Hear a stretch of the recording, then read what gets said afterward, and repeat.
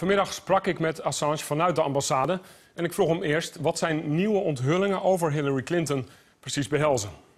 We have a lot of material related to the US election campaign, including related to Hillary Clinton's campaign, to the Clinton Foundation, and to the DNC. And does it come from the same source, this leak, or this hack, perhaps, as the other emails? We don't. It's not a policy. We never discuss sources, ruling them out, ruling them in, etc., because we can play an elimination game to try and find out our sources. But suffice to say that there is intense interest in the US election, and it has been a driver for a number of interested people to submit material to the media, including WikiLeaks. If you're so fond of democracy, if this is about democracy, does it matter that the source of these emails, or the source of the hacking at least, is most likely from a country that doesn't take democracy very seriously, Russia, because that is what has been published? Well, that's false. James Clapper, the head of US intelligence, has come out and said that they have no attribution in relation to who supplied WikiLeaks material. They're not certain as to motive, and there's our publications, and then there's various hacks that have occurred in the United States over the past 2 years from a wide variety of actors. And there has been a deliberate conflation by the Hillary Clinton campaign, of course, to try and distract from the revelations of rigging the nomination process to go, oh, look, Russia or something like that. But that's, you know, from a journalistic point of view, we get this kind of things all the time. Whenever we publish about some major institution, they're always trying to make a distraction. But I think it is a serious claim by the Clinton campaign. Why do I say that? Well, because they have now said that an electoral candidate, Trump, is somehow an agent of the Russians. They've said another investigative publisher, The Intercept, is an agent of the Russians, or stooge of the Russians. That WikiLeaks is. Even in the Bernie Sanders process, they tried to imply that. So this harkens back to a very grim period in US history of McCarthyism, where anyone you're politically opposed to, you say is an agent of a foreign government. Yeah. Yeah, but isn't this what it's about mostly? I mean, you've spoken about Hillary Clinton in the past many times. You don't want to see her even near the White House. You've made that very clear. Is this pure journalism, or is this also a personal vendetta? Because it sometimes seems like it. No, WikiLeaks speaks about power. It is nothing to do with my personal position. I'm the editor of WikiLeaks. I have a professional responsibility. The organization. But you said you've said that you like to crush bastards. We would never not publish such information once we had verified it to be true. You would publish it about the Trump campaign as well? Of course.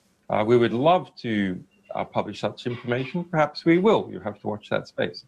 But what's the allegation here? That CNN wouldn't publish it? That the New York Times wouldn't publish it? I think that's a very interesting question, and I actually think perhaps they wouldn't publish it. But sources trust that we will publish as long as it's of interest to the public. In case a foreign government does interfere with US elections, wouldn't it be interesting for the public to know? Wouldn't they need to know? Well, what we have here is proof that Hillary Clinton's campaign and the head of the Democratic Party did interfere with the US elections. Yeah, but and these can both be true. I mean, four heads have rolled as a result. This question about countries spying on each other, we know, in fact, it is the United States National Security Agency that is the most aggressive spyer on other nations.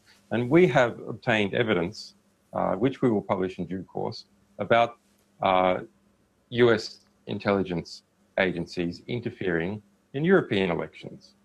So does that make this right, in case it's true? I mean, yes, of course, it's an interesting question that people should look at. Are you trying to influence the election result in the US? we're doing as we always done. We're trying to educate our audience to understand how the world works in practice, so they can make their decisions as to what they want to do, including who they want to support, who they want to vote for, etc. Assange wil dus niet onthullen wie zijn bronnen zijn voor de democratische e-mails.